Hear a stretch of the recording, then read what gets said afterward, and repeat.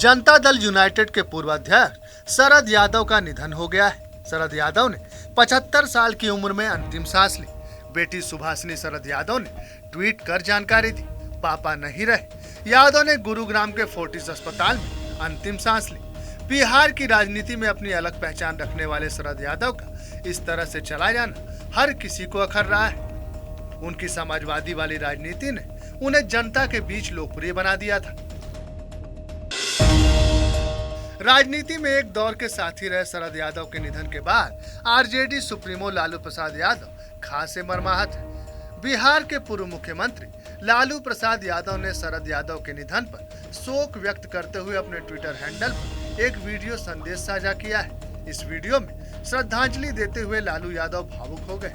शरद यादव जी बड़े भाई का मृत्यु का खबर सुन करके मैं काफ़ी विचलित हुआ हूँ, काफ़ी दुखी हूँ और काफ़ी आघात लगा है। महान समाजवादी नेता थे, स्पष्टवादी थे। शरद जी और मैं कभी कभी लड़ भी जाता था, बोलने के मामले में, भाषण के मामले में, विचारों को रखने के मामले में, लेकिन लड़ाई का कोई दूसरा कटु बात नहीं रहता था। लाखों लाख अपने मित्रों को छोड़ करके हम लोग को बीच से वो उठ गए।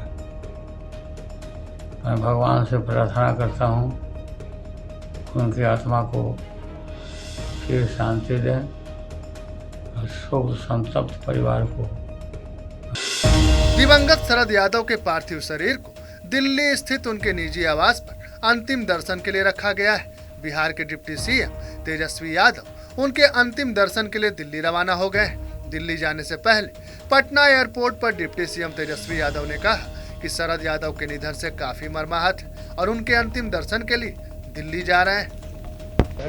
हाँ, नहीं, इस पे तो खबर से हम लोग सब लोग मर्माहत है और अभी हम वहीं जा रहे हैं। आप लोग जान रहे हैं कि अंतिम दर्शन जो है उसके लिए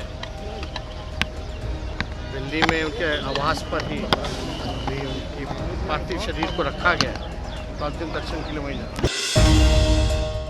शरद यादव के निधन से बिहार की राजनीतिक गलियारों में शोक की लहर दौड़ पड़ी। जदयू संसदीय बोर्ड के राष्ट्रीय अध्यक्ष उपेंद्र कुशवाहा ने उनके निधन पर श्रद्धांजलि अर्पित करते हुए पार्टी के नेताओं पर इशारों में बड़ा आरोप लगाया है। हर्ष किया और उनका अंत जिस रूप में हुआ, हाल के दिनों में कुछ दिनों से जिस तरह से मानसिक स्थिति उनकी जो बन गई थी वो बहुत ही दुखद स्थिति थी। भगवान न करे इस तरह का अंत किसी को दे। और उसका कारण है राजनीतिक रूप से जिन लोगों को इस संघर्ष के दौरान उन्होंने बनाया, पूरे देश भर में बहुत सारे लोग उनके कारण बड़े बड़े पदों पर गए राजनीति में, लेकिन अंत में आकर वैसे लोगों ने उनसे बात करना तक छोड़ दिया। हमेशा परेशान रहते थे शरद जी की कोई कम से कम समाचार उनका ले, हाल खबर ले, तो यह भी लोग नहीं करते थे। तो काफी समाजवादी नेता शरद यादव के निधन पर बीजेपी अध्यक्ष जेपी नड्डा ने श्रद्धांजलि अर्पित की और परिजनों से भेंट कर संवेदना व्यक्त की। बीजेपी के राष्ट्रीय अध्यक्ष जेपी नड्डा ने शरद यादव को श्रद्धांजलि अर्पित करने के बाद कहा कि वो गांव गरीब और वंचितों की आवाज थे। उनका निधन हम सबके लिए एक बड़ी क्षति है। प्रख्यात समाजवादी नेता और समाजवादी विचारधारा को धार देने वाले ऐसे हमारे वरिष्ठ नेता श्री शरद यादव जी आज हम सबके बीच में नहीं है। उनकी क्षति हम सबको हमेशा खलती रहेगी और जिस तरीके से उनका जीवन रहा, समाजवादी विचारधारा के लिए जिस समर्पण भाव से उन्होंने सारी जिंदगी सामाजिक न्याय की लड़ाई लड़ी, वह सच में हम सबको प्रेरणा देती है। उनकी कमी हम सबको खलती रहेगी। मैं ईश्वर से प्रार्थना करता हूं कि उनके परिवार को शक्ति मिले इस दुख भरी घड़ी में और ईश्वर के चरणों में उनको स्थान मिले, ऐसी मैं प्रार्थना करता हूं। बिहार के शिक्षा मंत्री चंद्रशेखर ने रामचरितमानस को नफरती ग्रंथ करार दिया है।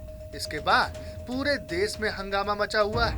आरजेडी के प्रदेश अध्यक्ष जगदानंद सिंह ने प्रोफेसर चंद्रशेखर के रामचरितमानस को विवादित ग्रंथ बताने का समर्थन किया है। जगदानंद सिंह ने कहा है कि कमंडल के आगे मंडल को आरजेडी कभी हारने नहीं देगा। राष्ट्रीय जनता दल कमंडल के सामने कभी मंडल को हारने नहीं देगा। जो हमारी सामाजिक न्याय की धारा है, समाजवाद की धारा है, जो डॉक्टर राम मनोहर लोहिया से सीख हम लोग को मिली है, इसके लिए स्वर्गीय कर्पूरी ठाकुर जी मृत्यु पर्यंत लड़ते रहे। बीमारी की हालत में लालू जी पड़े हैं। आज हम लोग के बीच से जो सामाजिक क्रांति की पुरोधा हम लोग के बीच से नहीं रहे। ऐसे अपने नेता के प्रति करोड़ों करोड़ों लोग की तरफ से हम लोग श्रद्धांजलि अर्पित करते हैं। और संयोग से हमारे चंद्रशेखर भाई भी यहाँ हैं। और जो राह समाजवादियों ने हमें बताई है, उस पर आज भी चलने का एक काम कर रहे हैं। आज एक विषय उठ गया है। आज हम लोग इस विषय को छेड़ना नहीं चाहते हैं, लेकिन एक लाइन में मैं जरूर कहूँगा कि आश्वस्त रहिए चंद्रशेखर जी, पूरी राष्ट्रीय जनता दल आपके कथन के साथ और कमंडलवादियों से लड़ने के लिए हम सभी समाजवादी तैयार हैं। आगे लड़ाई होगी, उसको लड़ा जाएगा।